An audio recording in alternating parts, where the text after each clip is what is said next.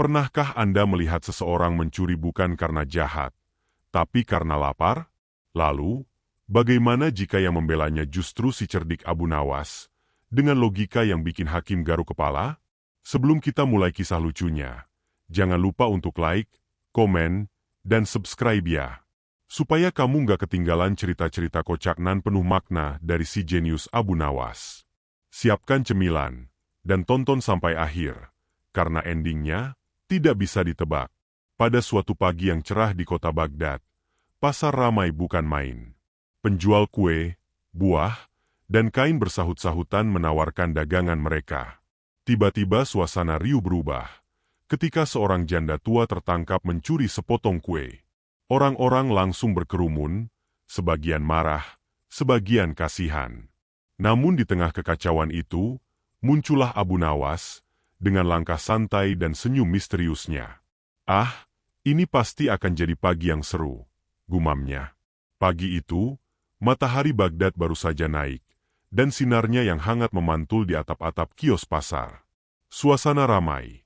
Seperti biasanya, penjual roti meneriakkan harga promo, pedagang kain menggoyang-goyangkan dagangannya sambil berkata, "Lembutnya kain ini, sampai unta pun bisa jadi model." Orang-orang lalu lalang, menawar harga sambil membawa kantong belanjaan. Udara bercampur antara aroma rempah, roti panggang, dan, bau keringat para pedagang yang berjuang demi rezeki. Semua tampak normal, sampai terdengar teriakan yang memecah kehebohan pagi itu. "Pencuri! Tangkap pencuri itu!" Semua kepala langsung menoleh ke satu arah. Seorang penjual kue yang berbadan besar dengan wajah merah padam berdiri, sambil menunjuk-nunjuk ke arah seorang wanita tua yang tampak gemetar. Di tangannya, masih tergenggam sepotong kecil kue yang sudah sedikit hancur. "Dia ambil kueku tanpa bayar," teriak si penjual. Wanita tua itu terdiam. Suaranya nyaris tak terdengar ketika berkata, "Ampuni aku hanya lapar. Aku tidak punya uang." Kerumunan mulai berdesakan. Ada yang berbisik-bisik, ada yang menggeleng prihatin. Beberapa orang muda malah penasaran dan mulai merekam dengan wajah serius, seperti reporter dadakan tanpa izin siaran. Seorang bapak-bapak bersorban berkata, "Wahai ibu, mencuri itu dosa. Tapi kenapa kau lakukan?" Si janda tua menunduk, menahan air mata. "Aku hanya ingin sepotong kue kecil. Perutku kosong sejak kemarin." Penjual kue tak mau kalah. "Kalau semua orang lapar boleh mencuri, habislah dagangan kami. Pak, ini pasar, bukan dapur umum." Situasi makin panas. Orang-orang mulai berdebat. "Kasihan, biarkan saja." "Tidak bisa. Hukum harus ditegakkan." Tapi kuenya juga kecil." Sekecil apapun, tetap mencuri namanya." Pasar yang biasanya penuh tawa, kini berubah jadi arena sidang dadakan. Seorang anak kecil yang lewat pun berkomentar polos, "Ibu itu cuma lapar kok, kenapa pada marah?" Lalu ibunya buru-buru menutup mulut anaknya dan berkata, "Diam, nak, nanti kita ikut dituduh juga." Tepat saat suasana makin kacau, terdengar suara santai dari kejauhan. "Wah, pagi-pagi sudah ada drama pasar? Tanpa tiket, tanpa sutradara, tapi pemainnya penuh semangat." Semua menoleh. Dan seperti biasa, siapa lagi kalau bukan Abu Nawas yang muncul dengan langkah ringan dan senyum penuh teka-teki. Ia mengenakan jubah coklat sederhana, tapi langkahnya seperti seorang pahlawan yang baru turun dari panggung teater. Ia menatap kerumunan, lalu melirik si penjual kue. "Wahai saudaraku, apakah benar ada pencuri kue di sini? Karena saya belum sempat sarapan, siapa tahu saya juga perlu ikut sidang." Orang-orang menahan tawa. Beberapa langsung berbisik, "Nah, kalau Abu Nawas sudah datang, siap-siap saja. Ini pasti akan jadi cerita panjang." Penjual kue mengangguk keras. "Benar, Abu Nawas. Lihatlah, perempuan ini mencuri sepotong kue dari saya." Abu Nawas menatap janda tua itu dengan lembut. "Ibu, apakah benar yang dikatakan pedagang ini?" Wanita itu menunduk, suaranya serak. "Benar, Abu Nawas. Aku lapar. Aku tidak punya uang, tidak punya keluarga. Aku hanya ingin menahan lapar, bukan mencuri untuk kaya. Abu Nawas memegang dagunya, pura-pura berpikir dalam-dalam. Mencuri untuk kenyang, bukan untuk berfoya-foya, menarik sekali. Lalu ia menatap penjual kue. Wahai pedagang kue, boleh saya tahu harga sepotong kuemu ini? 1/2 dirham, jawab si penjual. 1/2 dirham. Abu Nawas menaikkan alis. Berarti kue ini bukan sembarang kue, ya? Apa bisa membuat orang kenyang 3 hari? Orang-orang pun tertawa. Penjual kue menatap dengan wajah sebal. Abu Nawas, jangan bercanda. Ini urusan serius. Abu Nawas mengangkat tangannya. Tenang, tenang. Saya juga serius, tapi gaya saya memang seperti ini. Kalau tidak lucu, nanti tegang semua. Ia lalu menatap kerumunan. Kalian semua, apakah kalian pernah lapar?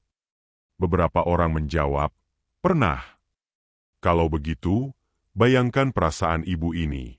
Bedanya, kalian lapar karena diet, dia lapar karena tak punya makanan. Kerumunan mendadak hening. Abu Nawas melanjutkan dengan nada ringan tapi tajam. Namun, tentu saja, mengambil barang tanpa izin tetap tidak benar. Tapi sebelum kita menghukum, kita harus tahu, siapa yang sebenarnya paling salah di sini, yang mencuri karena lapar, atau yang membiarkan tetangganya kelaparan. Ucapannya membuat banyak orang mengangguk pelan. Tapi si penjual kue belum mau kalah. Tapi hukum tetap hukum, Abu Nawas. Kalau dibiarkan, nanti semua orang lapar ikut mencuri. Abu Nawas tersenyum kecil. Benar juga. Tapi kalau tidak ada yang menolong orang lapar, berarti semua orang kenyang akan menjadi pelit. Nah, mana yang lebih berbahaya, pencuri kue atau pencuri hati nurani? Suasana pasar mendadak hening lagi.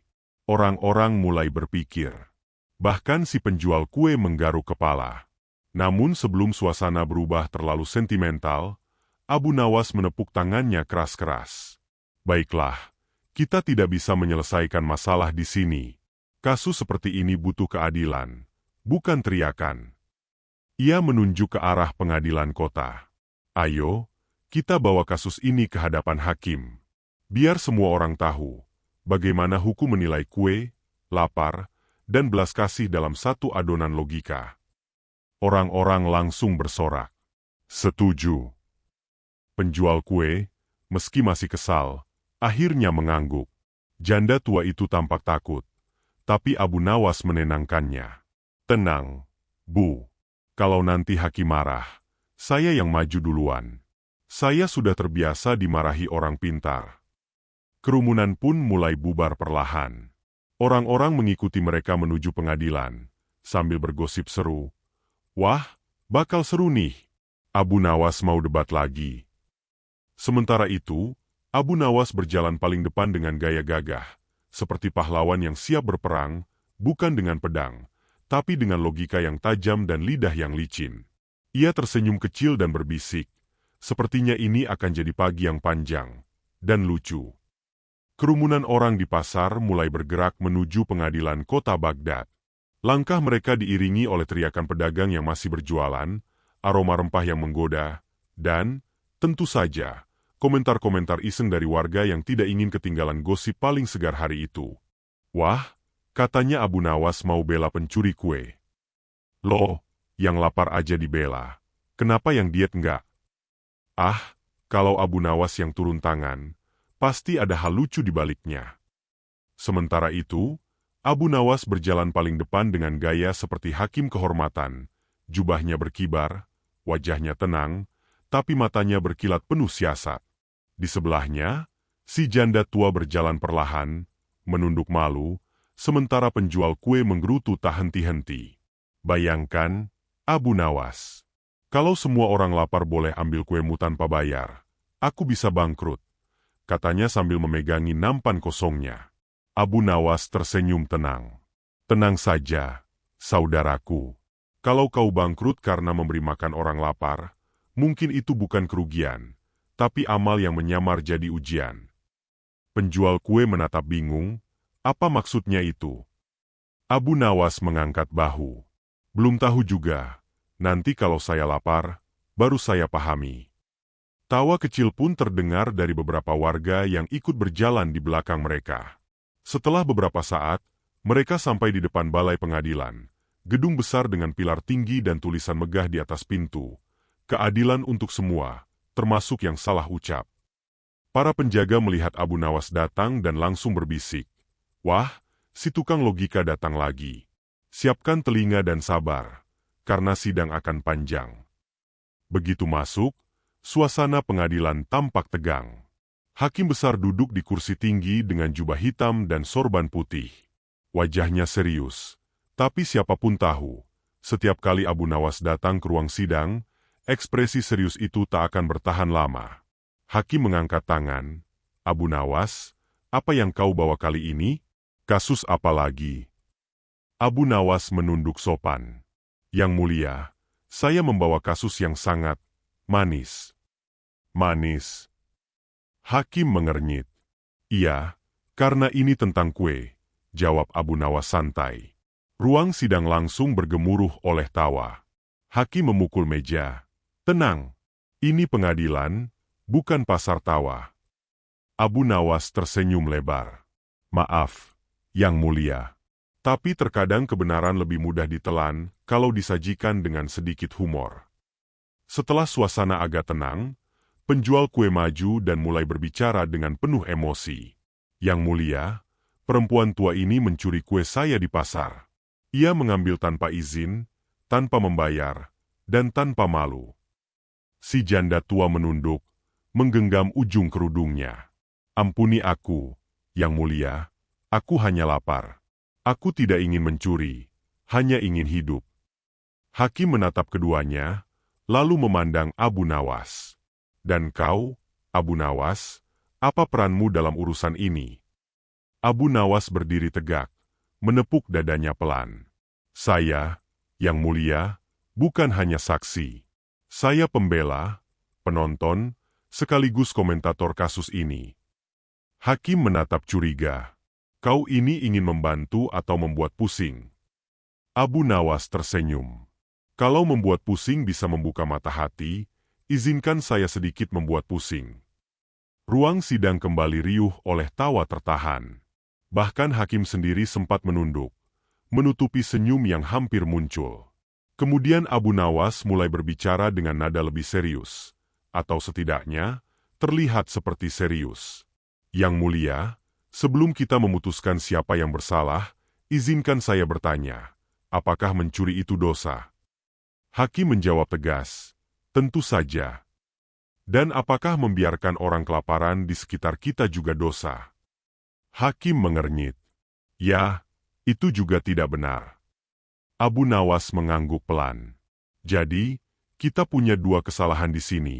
Satu mencuri kue, satu membiarkan lapar. Tapi yang duduk di depan kita hanya satu orang, si janda. Padahal, kalau kita jujur, dosa kedua jauh lebih banyak pelakunya. Suara bisik-bisik langsung terdengar di ruang sidang. Beberapa warga mulai menunduk, mungkin karena sadar ucapan Abu Nawas seperti cermin yang menghadap ke mereka. Penjual kue tak terima. Tapi, Abu Nawas, kalau begitu semua orang bisa mencuri dan bilang, aku lapar. Ini bukan logika, ini akal-akalan. Abu Nawas menatapnya dengan tatapan kalem. Saudaraku, kalau lapar bisa dipakai untuk alasan mencuri, dunia ini sudah lama habis dagangannya. Tapi lihatlah perempuan ini, tubuhnya kurus, pakaiannya lusuh, suaranya gemetar. Kau kira ini pencuri profesional? Hakim mulai menatap dengan penuh minat. Ia tahu, jika Abu Nawas sudah mulai berargumentasi dengan nada tenang seperti itu, pasti akan ada jebakan logika di ujungnya. Abu Nawas lalu berjalan pelan mendekati meja hakim. Yang mulia, katanya sambil menunjuk si janda, perempuan ini mencuri sepotong kue karena perutnya lapar. Tapi apakah perut bisa menunggu surat izin untuk makan? Hakim terdiam, menahan tawa dan berpikir keras di saat bersamaan. Abu Nawas melanjutkan, kalau perutnya yang memaksa, berarti perutlah yang bersalah. Maka, hukumlah perutnya, bukan orangnya. Ruang sidang pun pecah oleh tawa. Hakim menepuk dahinya. Abu Nawas, logikamu memang ajaib, tapi perut tidak bisa dihukum. Abu Nawas menatapnya dengan gaya sok bingung. Oh, jadi begitu? Berarti kita harus membebaskan yang bersalah karena tidak bisa dihukum. Hakim langsung geleng-geleng kepala, setengah bingung, setengah kagum. Abu Nawas, kau ini membuatku serasa menilai teka-teki, bukan perkara. Namun suasana menjadi lebih tenang ketika Abu Nawas melangkah kembali ke tengah ruangan. Kali ini suaranya lebih lembut. Yang mulia, keadilan sejati bukan hanya menimbang kesalahan, tapi juga memahami sebab di balik kesalahan.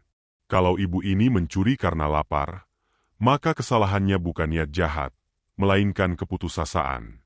Dan kalau kita menghukumnya tanpa empati, maka kita semua ikut bersalah. Ruangan menjadi hening. Bahkan penjual kue mulai menatap janda tua itu dengan rasa iba yang mulai tumbuh perlahan. Abu Nawas melirik Hakim dengan tatapan penuh makna. Jadi, apakah kita akan menghukum perut kosong, atau memberi makan sebelum menghukum? Hakim menarik napas panjang.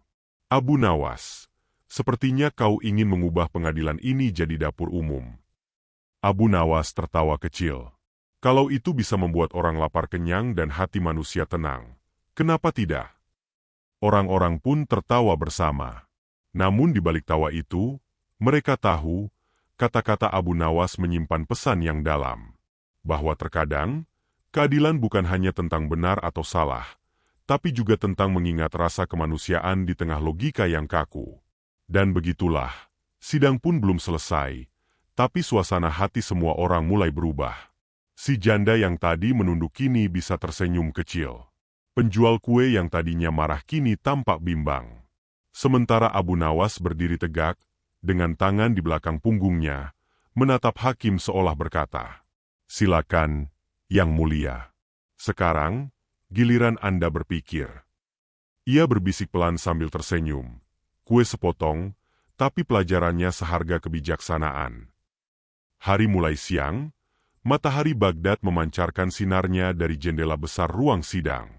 Burung-burung yang lewat seolah penasaran melihat kerumunan manusia di dalam gedung besar itu. Dan tentu saja, semua orang tahu, kalau Abu Nawas sudah ada di pengadilan, artinya bukan cuma perkara hukum yang terjadi, tapi juga pertunjukan logika paling kocak setimur tengah. Ruang sidang itu penuh. Ada pedagang, ibu rumah tangga, anak kecil, sampai tukang sapu yang izin sebentar hanya karena ingin menyaksikan bagaimana Abu Nawas memutar otak orang-orang pintar.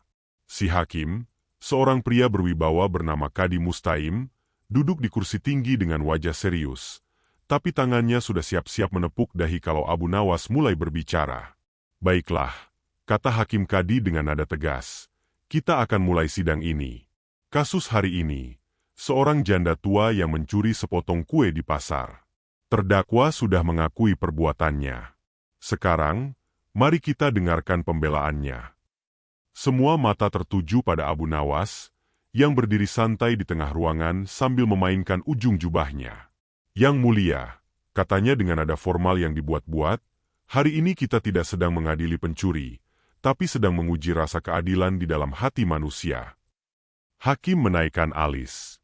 "Keadilan, Abu Nawas? Tapi yang kita bicarakan ini pencurian, bukan pelajaran moral." Abu Nawas tersenyum. "Benar, Yang Mulia.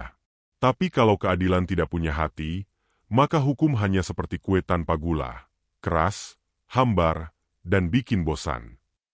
Semua yang hadir menahan tawa. Bahkan si Hakim nyaris tersedak teh.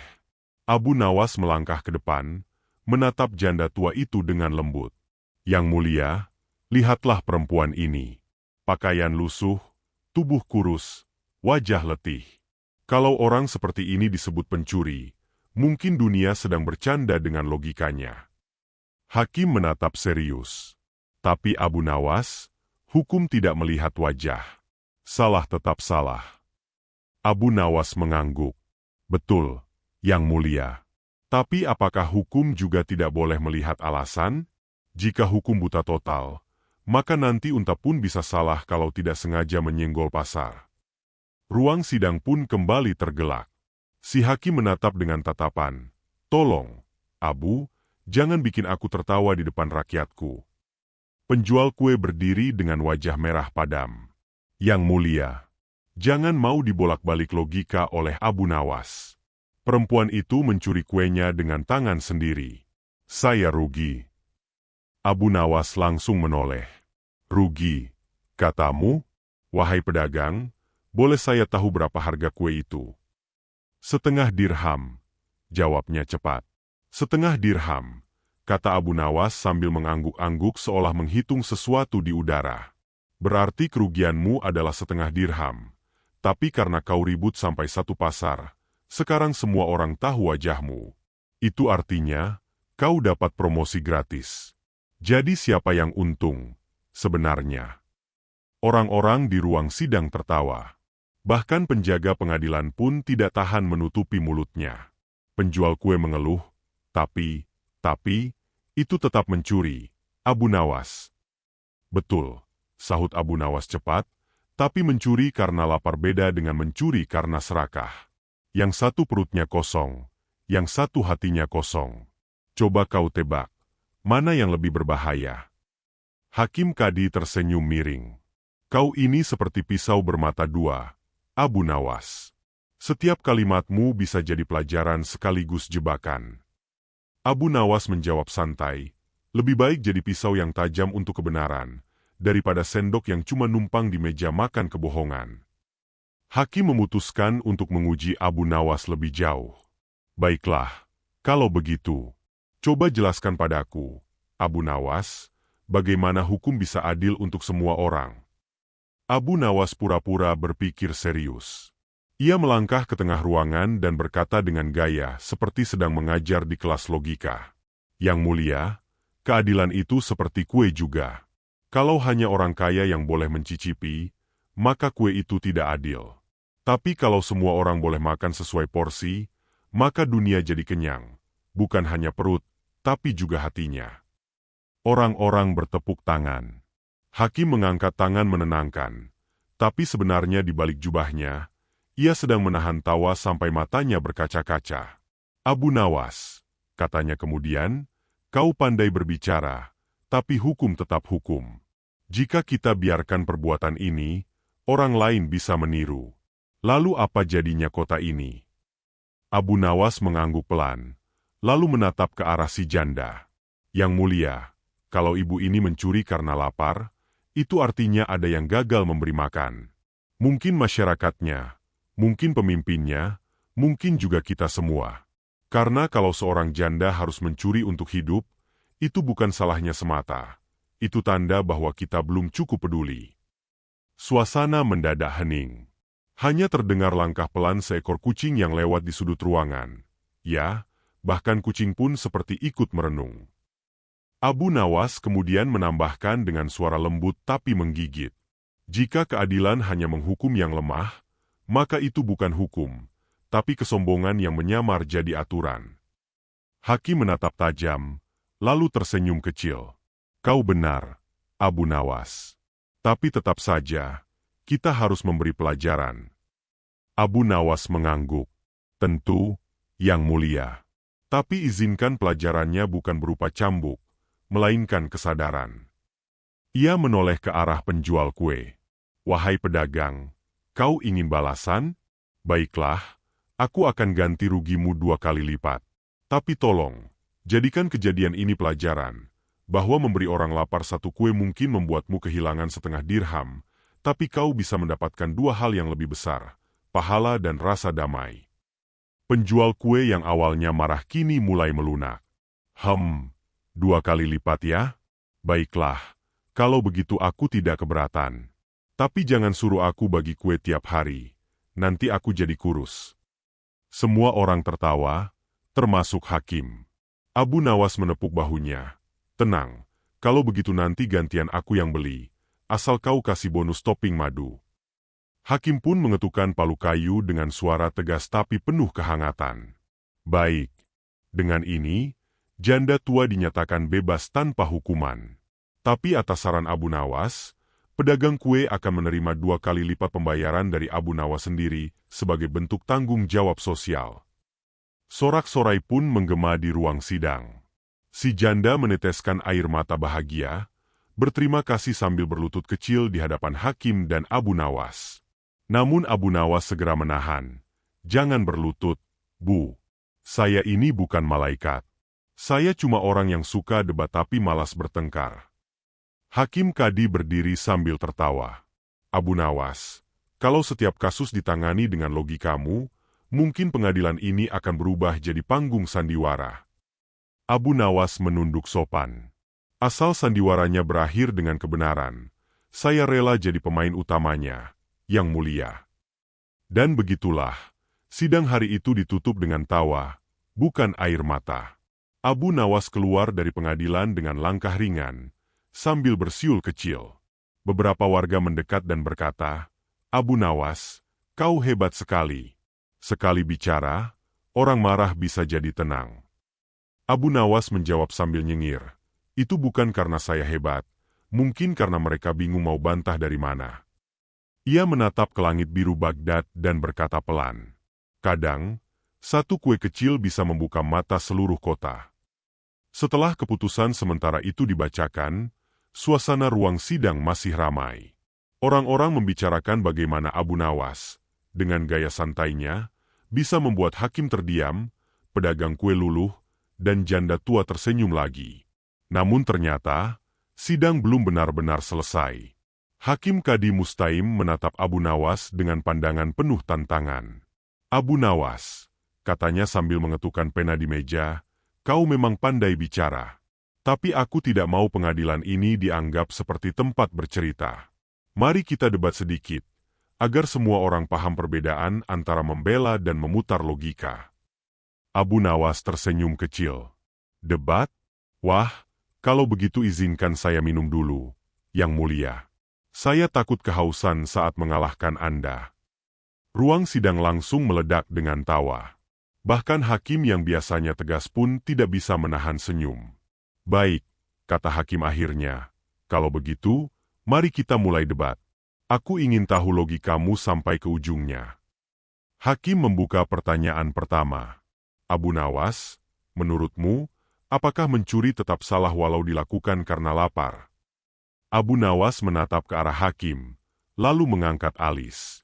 Saya balik tanya, Yang Mulia, apakah membiarkan orang kelaparan di negeri yang makmur itu benar? Hakim terdiam beberapa detik, tapi tetap menjaga wibawanya. Itu bukan alasan untuk mencuri, katanya akhirnya. Abu Nawas mengangguk pelan. Benar, Yang Mulia. Tapi terkadang perut tidak mengerti hukum. Ia hanya tahu lapar. Dan kalau hukum tidak bisa memberi makan, maka perut akan mencari caranya sendiri. Jadi menurutmu, orang boleh mencuri jika lapar? Tanya hakim. Abu Nawas tersenyum tipis. Boleh tidaknya bukan urusan saya, Yang Mulia. Tapi jika seseorang mencuri karena lapar, mungkin bukan dia yang harus diadili, tapi masyarakat yang membuatnya lapar. Kalimat itu menggema di seluruh ruangan. Beberapa orang langsung berbisik, benar juga ya. Sementara pedagang kue hanya bisa menghela napas, seolah sadar bahwa hari itu, perdebatan bukan soal kue lagi, tapi soal nurani. Hakim mengetuk meja pelan. Baiklah, kalau begitu aku tanya lagi. Apa jadinya jika semua orang meniru si janda ini? Kota akan kacau. Abu Nawas menautkan jari-jarinya di depan dada dan menjawab, Yang Mulia, kalau semua orang meniru janda ini, berarti semua orang lapar. Dan kalau semua orang lapar, bukan pencurian yang jadi masalah, tapi kepemimpinan. Ruang sidang langsung meledak oleh tepuk tangan. Hakim menatap kesal tapi kagum. Kau selalu bisa memutar arah pembicaraan ke tempat yang tak kusangka, Abu Nawas. Abu Nawas mengangguk santai. Itulah seni berbicara, Yang Mulia. Kalau bicara itu seperti kue, maka kata-kata yang tepat adalah gula yang membuatnya manis. Hakim menatapnya dalam-dalam. Tapi ingat, Abu Nawas. Aku adalah hakim. Tugasku bukan membuat kue, tapi menegakkan hukum. Abu Nawas menunduk hormat. Dan tugasku, Yang Mulia, adalah memastikan hukum tetap punya rasa manusia sebelum disajikan. Hakim akhirnya memutuskan menguji Abu Nawas dengan pertanyaan jebakan. Baiklah, katakanlah kau adalah hakim, dan ada dua orang datang ke pengadilan. Yang pertama mencuri karena lapar, yang kedua menolak memberi makan padahal punya makanan berlimpah. Siapa yang akan kau hukum?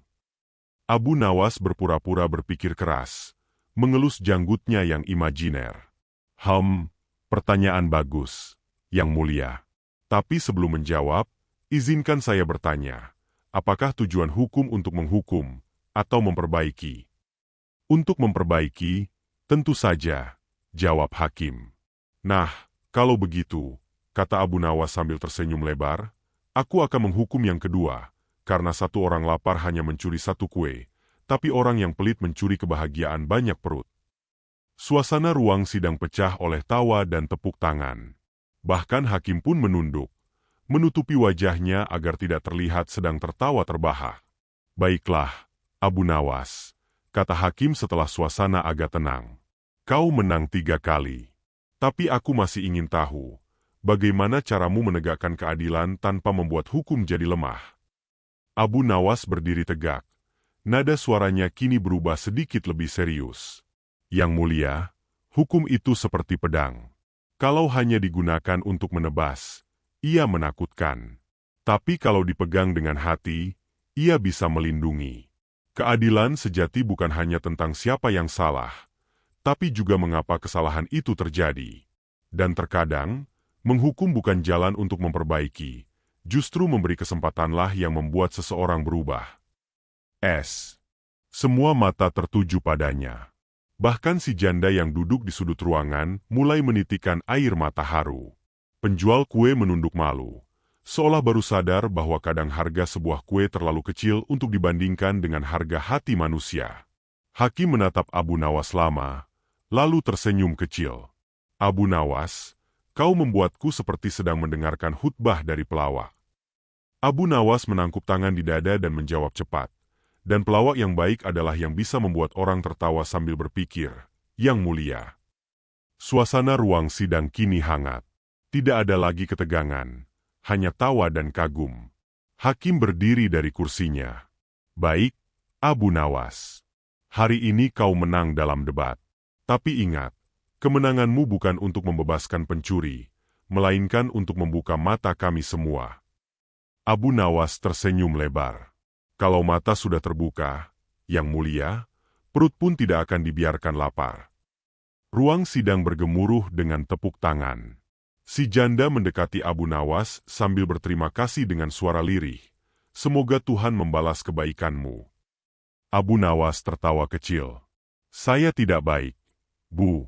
Saya hanya terlalu cerewet untuk diam saat melihat ketidakadilan. Sebelum keluar dari ruang sidang, hakim sempat berkata, Abu Nawas, andai semua orang seperti dirimu, mungkin pekerjaan hakim akan terasa ringan. Abu Nawas berbalik dan menjawab dengan gaya khasnya. Yang Mulia, kalau semua orang seperti saya, maka Anda tak punya pekerjaan lagi. Ruang sidang pun meledak lagi dengan tawa keras. Dan begitulah, hari itu berakhir dengan kisah yang kelak menjadi legenda.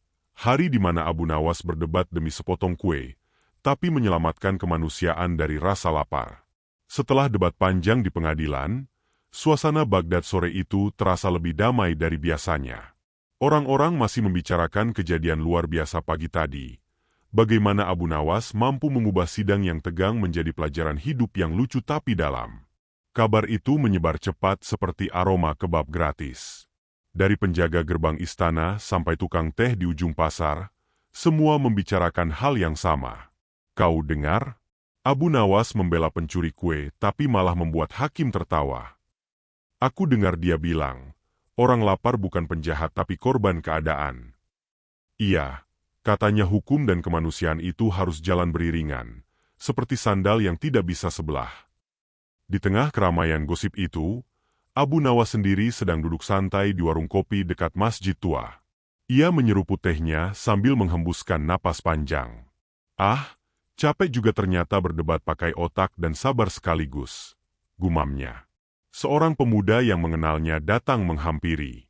Abu Nawas, aku hadir di pengadilan tadi. Kau luar biasa. Tapi, boleh aku tanya sesuatu? Abu Nawas menatapnya sambil tersenyum.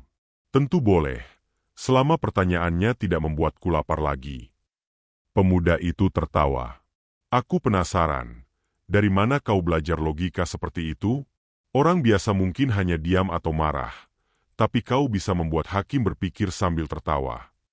Abu Nawas meletakkan cangkir tehnya, menatap jauh ke langit senja Baghdad, lalu berkata dengan gaya sok bijak tapi lucu. Anakku, logika itu seperti sandal. Kalau hanya sebelah kiri, kau akan tersandung.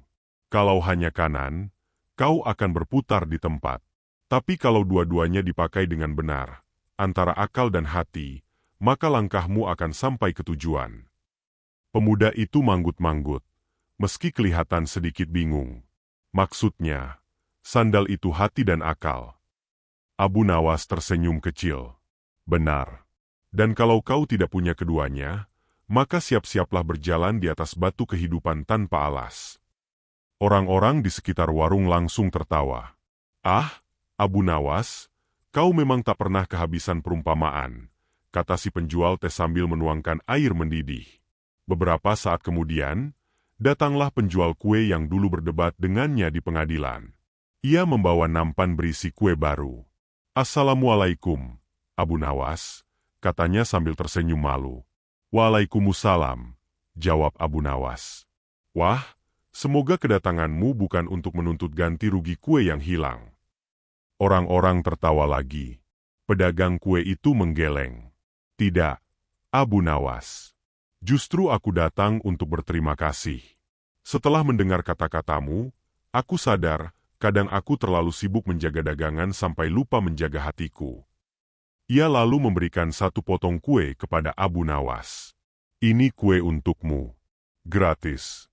Anggap saja sebagai tanda terima kasih. Abu Nawas tersenyum lebar. Aduh, akhirnya aku dibayar dengan kue juga. Ini baru pengadilan yang adil. Ia menggigit kue itu, lalu berkata, rasanya manis sekali, lebih manis dari kemenangan di pengadilan. Si pedagang kue ikut tersenyum. Aku juga belajar sesuatu, Abu Nawas. Ternyata kue yang dibagi tidak membuat rugi, justru membuat hati kenyang. Benar, jawab Abu Nawas sambil menepuk bahunya. Karena kebaikan itu seperti adonan. Kalau dibagi, ia mengembang. Tak lama kemudian, beberapa orang penasaran berkumpul di sekeliling Abu Nawas. Abu Nawas, ajari kami logikamu. Kami ingin bisa berbicara secerdas dan selucu dirimu. Abu Nawas berpura-pura berpikir, lalu berkata, baik, aku beri kalian pelajaran singkat. Kalau ada orang jatuh di jalan, apa yang kau lakukan? Menolong, jawab mereka serentak. Bagus, kata Abu Nawas. Sekarang, kalau ada orang lapar minta makan, apa yang kau lakukan? Memberi makan.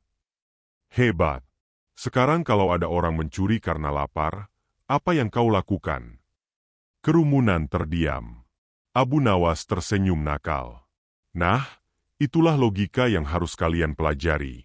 Menolong sebelum orang terpaksa mencuri. Semua langsung bersorak. Betul juga. Salah satu bapak-bapak sampai berkata, Abu Nawas, logikamu aneh tapi masuk akal. Aku suka. Abu Nawas menjawab santai, ya, karena kalau logika terlalu normal, hidup jadi membosankan. Hari itu, cerita Abu Nawas tidak berhenti di pasar atau pengadilan.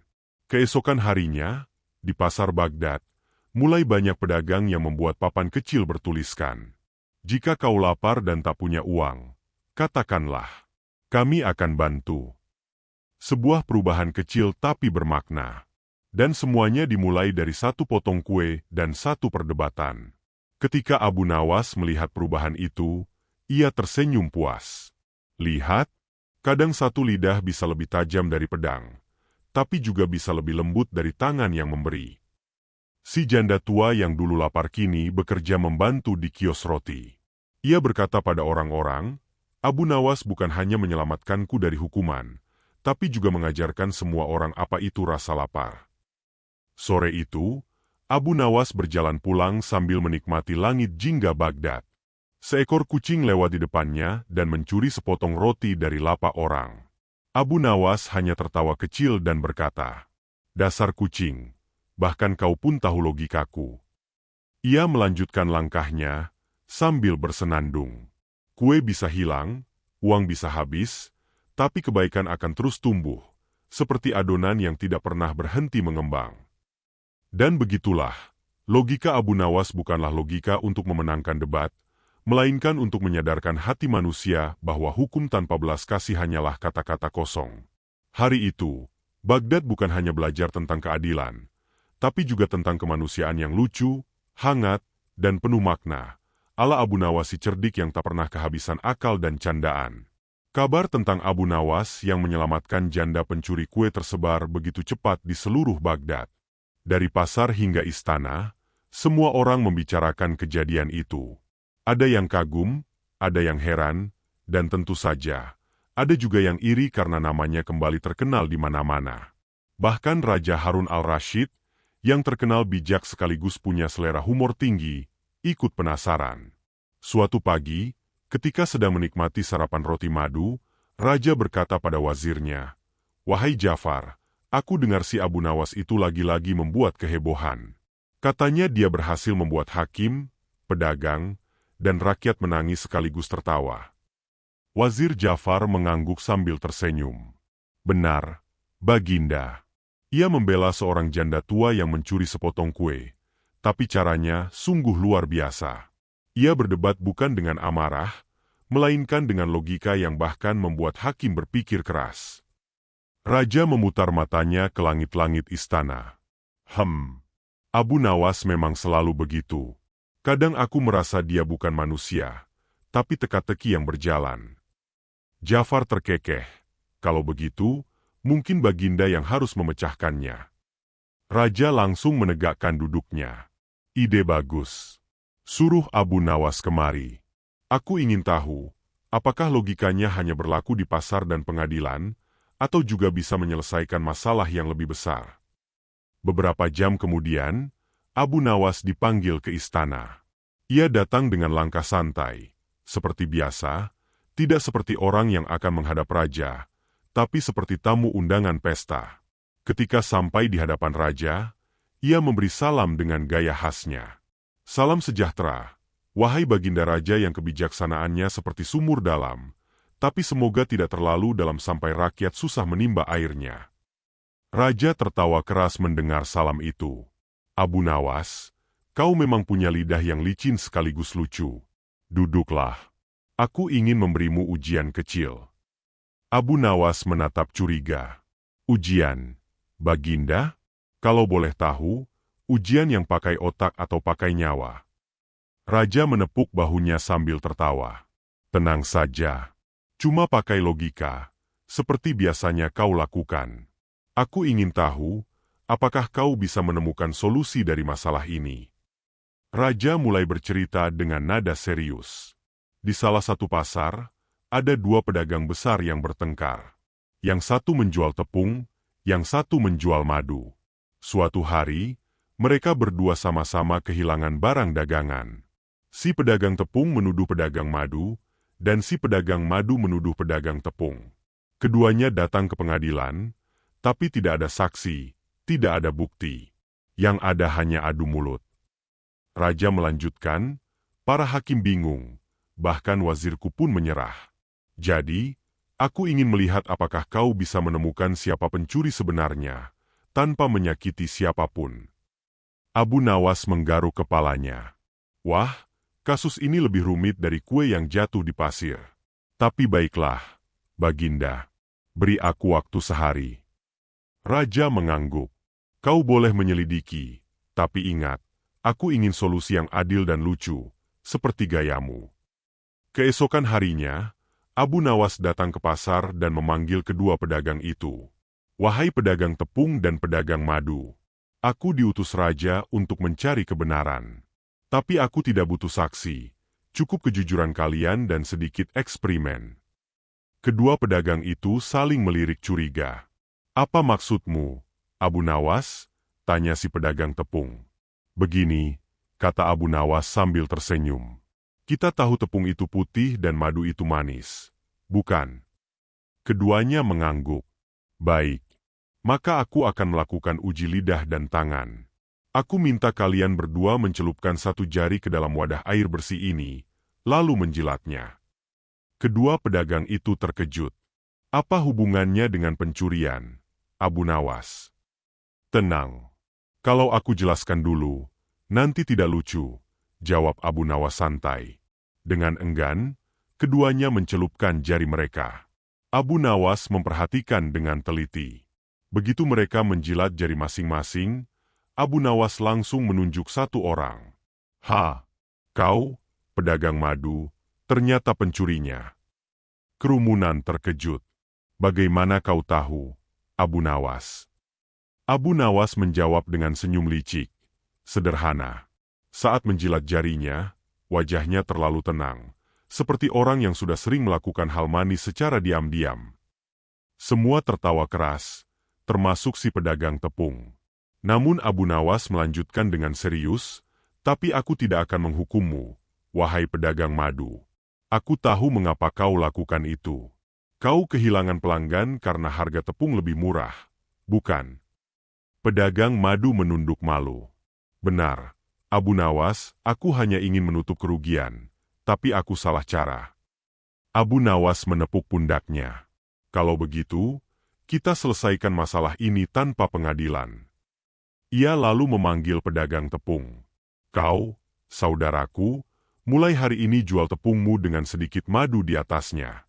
Dan kau, pedagang madu, jual madu dengan sedikit taburan tepung di atasnya. Keduanya bingung. Apa maksudmu? Abu Nawas tersenyum. Kalian tidak perlu bersaing. Jadikan dagangan kalian satu produk baru. Aku beri nama, Roti Abu Nawas. Manis, lembut, dan tidak bikin ribut. Kerumunan pasar tertawa terbahak-bahak. Tapi ajaibnya, ide itu ternyata berhasil. Produk, Roti Abu Nawas, laku keras di pasar. Kedua pedagang itu kini berdagang berdampingan, bekerja sama alih-alih bertengkar.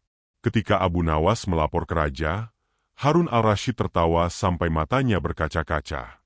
Luar biasa, Abu Nawas. Kau tidak hanya menyelesaikan masalah, tapi juga menciptakan peluang baru. Abu Nawas membungkuk hormat. Terima kasih, Baginda. Kadang, solusi terbaik bukan menghukum yang salah, tapi membuat mereka berguna. Raja tersenyum lebar. Kau benar-benar tak terduga, Abu Nawas. Dari janda lapar, kue hilang, sampai tepung dan madu, semua jadi pelajaran hidup. Abu Nawas menjawab cepat. Karena hidup, Baginda, memang seperti adonan. Kalau dicampur dengan sabar dan tawa, hasilnya pasti mengembang indah. Raja tertawa sambil mengibaskan tangannya. Sudah.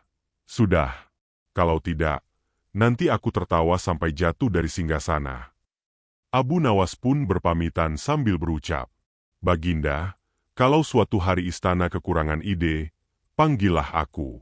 Tapi tolong, jangan panggil kalau yang hilang uang, karena uang tidak bisa didebat dengan logika.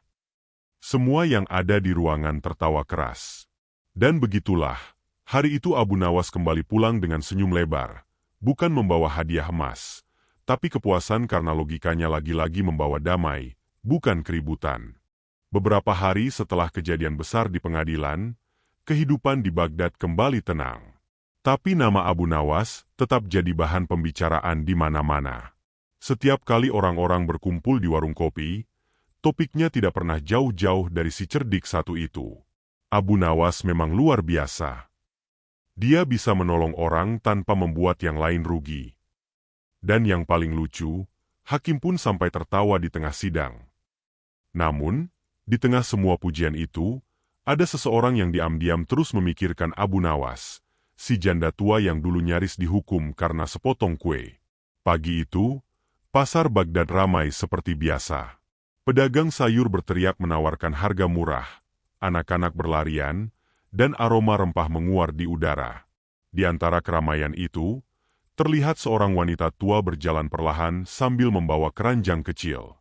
Ya, dia adalah janda yang dulu ditolong oleh Abu Nawas. Kini wajahnya tampak lebih cerah, dan langkahnya tidak lagi ragu. Ia berjalan menuju kios kue milik pedagang yang dulu menuduhnya mencuri. "Assalamualaikum, Nak," sapanya lembut. Pedagang kue, yang kini lebih ramah dari dulu, langsung tersenyum. "Waalaikumsalam, Ibu. Wah, sudah lama tidak bertemu. Apa kabar?" Senyum janda itu mengembang. "Alhamdulillah, sehat. Dulu saya datang ke sini dengan tangan kosong dan perut kosong. Tapi hari ini, saya datang membawa sesuatu."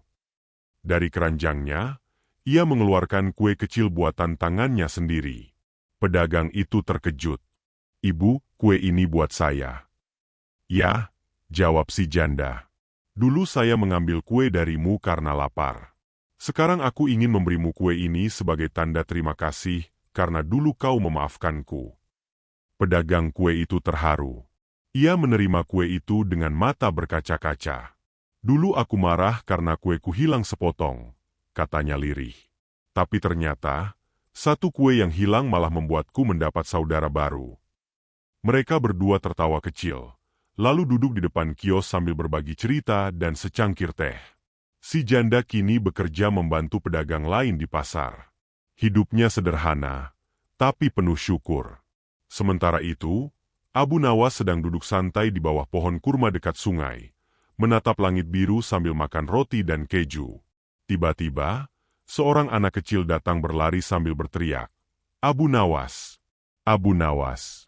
Ibu janda yang dulu kau tolong, sekarang jualan kue juga di pasar." Abu Nawas langsung tertawa terbahak. "Hahaha, jadi janda yang dulu lapar, kini malah jadi pesaing pedagang kue? Wah, jangan-jangan nanti pasar penuh kue semua." Anak kecil itu ikut tertawa. "Iya, tapi katanya dia ingin menemuimu. Dia mau berterima kasih langsung." Abu Nawas berdiri dan mengusap janggutnya. Kalau begitu, mari kita temui janda paling manis di Baghdad. Bukan karena wajahnya, tapi karena hatinya yang penuh rasa syukur." Beberapa saat kemudian, Abu Nawas tiba di pasar. Orang-orang langsung menyapanya dengan antusias. "Abu Nawas, ceritakan lagi kisahmu yang kemarin. Tolong buatkan kami lelucon baru. Dan jangan lupa, bayar dulu sebelum tertawa." Abu Nawas hanya tertawa santai. "Sabar, sabar. Kalau aku lucu tiap hari, nanti Baghdad jadi sirkus, bukan kota." Lalu ia melihat janda tua yang duduk di kios kue kecilnya. Ia tersenyum dan mendekat. "Assalamualaikum, Ibu. Wah, aku dengar sekarang kau bukan pencuri kue, tapi pembuat kue legendaris." Janda itu tertawa malu. "Abu Nawas, jangan menggoda. Aku hanya mencoba membuat hidupku berguna. Setelah kejadian itu, aku belajar membuat kue sendiri. Dan kau tahu, orang-orang suka dengan rasanya." Abu Nawas mencicipi satu potong dan mengangguk puas. Luar biasa. Kue ini bukan cuma manis di lidah, tapi juga di hati." Si janda menatapnya haru.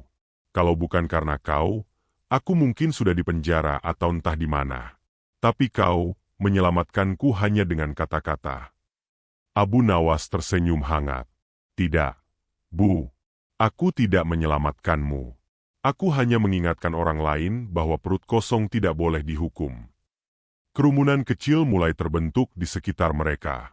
Orang-orang mendengarkan Abu Nawas berbicara. "Wahai saudara-saudaraku," katanya dengan suara lantang tapi penuh canda, "lihatlah wanita ini. Dulu dia mencuri sepotong kue karena lapar. Sekarang, dia membuat kue untuk mengenyangkan orang lain. Artinya, manusia bisa berubah, asal diberi kesempatan, bukan ejekan." Orang-orang mengangguk, beberapa bertepuk tangan. "Dan kalian tahu apa bedanya kue dan manusia?" lanjut Abu Nawas dengan nada jenaka. "Kalau kue gosong, masih bisa dimakan. Tapi kalau hati gosong karena benci, Itu susah diperbaiki. Semua tertawa keras mendengarnya. Pedagang kue lama mendekat dan menambahkan, "Benar kata Abu Nawas. Dulu aku memandang janda ini dengan marah. Sekarang aku malah pesan kue darinya tiap pagi." Abu Nawas menepuk bahunya. "Nah, itu baru rezeki yang halal. Beli, bukan curi." Sebelum pulang, Abu Nawas membeli beberapa potong kue dari si janda. Tapi ketika ia hendak membayar, wanita itu menolak. "Tidak, Abu Nawas. Ini untukmu, gratis." Abu Nawas tersenyum lebar. "Ibu, kalau aku terus diberi gratis, nanti aku jadi tamu tetap." "Tidak apa-apa," jawab si janda lembut. "Kau sudah memberiku kehidupan baru. Ini hanya balasan kecil." Abu Nawas pun menerima dengan hormat. Ia kemudian membagi-bagikan kue itu kepada anak-anak kecil di sekitar pasar. "Ambillah, nak, ini kue buatan tangan yang dulunya hampir jadi bukti di pengadilan." Anak-anak tertawa riang, dan pasar kembali bergemuruh dengan tawa serta aroma kue manis yang memenuhi udara. Malam itu, Abu Nawas duduk di atap rumahnya sambil menatap bintang. Ia tersenyum kecil. "Lucu juga," gumamnya. "Kadang satu potong kue bisa lebih berharga dari 1000 khutbah. Karena dari kue itu, orang belajar apa artinya lapar, sabar, dan saling menolong." Ia memandangi langit dan berkata pelan, "Dan semoga dunia ini selalu punya orang-orang yang mau membagi kuenya, sebelum orang lapar terpaksa mencuri lagi." Abu Nawas tertawa kecil, menyesap teh hangatnya, lalu menutup malam dengan doa yang ringan tapi dalam. "Ya Tuhan, berikan kami rezeki yang cukup, hati yang lembut, dan humor yang panjang umur." Dan begitulah, kisah janda dan kue menjadi legenda baru di Baghdad. Bukan karena kehebohan, tapi karena manisnya kebaikan yang menular dari satu hati ke hati lain.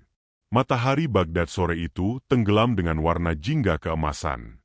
Pasar mulai sepi, pedagang menutup lapaknya satu persatu, dan aroma manis dari kios kue si janda masih menari di udara.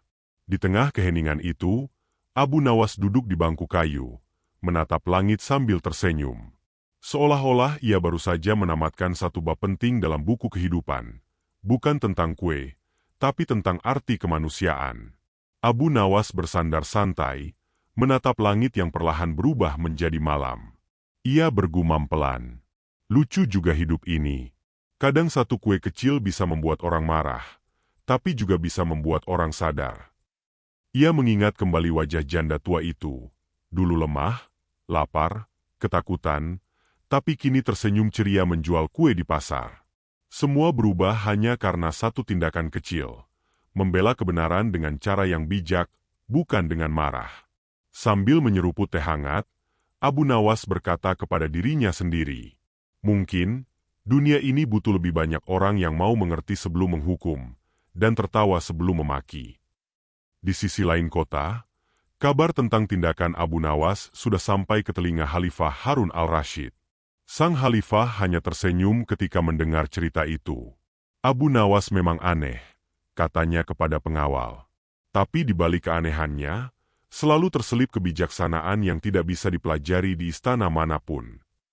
Keesokan harinya, orang-orang di Baghdad ramai membicarakan perubahan besar di pasar.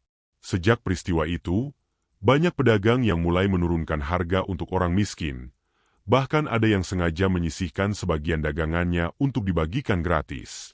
Pedagang kue yang dulu menuduh si janda kini, malah membantu membuatkan adonan baru setiap pagi. Ia berkata sambil tertawa, "Dulu aku takut rugi karena kueku hilang sepotong. Sekarang aku justru untung karena punya pelanggan sepasar." Abu Nawas yang kebetulan lewat, hanya mengangkat alis dan berkata, "Nah, itulah hebatnya kue. Kalau dibagi, rasanya makin manis. Kalau disimpan sendiri, malah cepat basi." Orang-orang pun tertawa. Tapi di balik candanya, mereka tahu kata-kata itu menyimpan makna dalam. Karena sesungguhnya, kebaikan itu seperti kue. Semakin banyak dibagi, semakin harum dunia dibuatnya. Meski banyak orang memuji, Abu Nawas tidak pernah merasa dirinya pahlawan. Ia tetap seperti biasa, sederhana, jenaka, dan kadang sok nyentrik. Ia sering berkata kepada teman-temannya, "Aku ini bukan orang suci, hanya orang yang kebetulan punya lidah lebih cepat dari pedang." Orang-orang Baghdad menyukainya bukan hanya karena kecerdasannya, tapi karena cara ia mengubah masalah menjadi tawa, dan tawa menjadi pelajaran. Bahkan anak-anak kecil yang bermain di jalanan sering menirukan gaya bicaranya. "Jangan marah, nanti wajahmu cepat tua. Kalau lapar, mintalah dengan sopan, bukan dengan tangan nakal."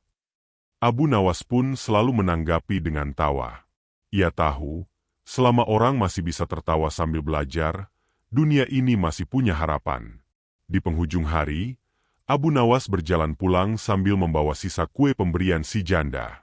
Langkahnya ringan, wajahnya tenang. Di tengah jalan, ia berhenti sejenak, menatap langit yang mulai bertabur bintang.